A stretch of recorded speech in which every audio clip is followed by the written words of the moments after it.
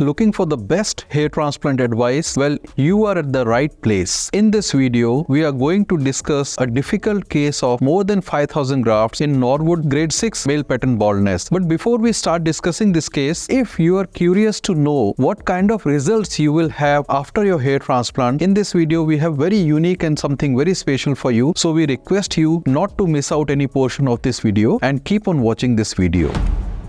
Now jumping to this video where we are going to showcase the results of 6 months of a patient who has undergone more than 5,000 grafts in this Norwood grade 6. This patient was around 26 years old when he came to our clinic for his hair loss problem, which he was having for more than 2 to 3 years. And he had a positive family history, nothing very significant in the medical history and all that. And he had found out about our clinic, Saraswat Hospital, after searching online about his hair loss solution. So when he came to us, he had a grade 6 male pattern baldness, and as is our routine, before we actually plan for the hair transplant, we do a trichoscopy based analysis of his donor site, which is very useful in actual planning. So his average density in the donor site was around 80 follicular units per centimeter square or 80 grafts per centimeter square. His total area in the back in the donor site was around 165 centimeters square and an average density of 80 follicular units per centimeter square. So he had available number of grafts which are more than 13,000. Average thickness of hair in the donor site was also very good. It was around 0.067 millimeter, and majority of the hairs were terminal hairs, which means they were thick hairs. So these kind of hairs generally give us a very good result, and we were very enthusiastic about the results which we can achieve in his case. Then we calculated his recipient area. How much was the area? We left a very small portion in the crown, but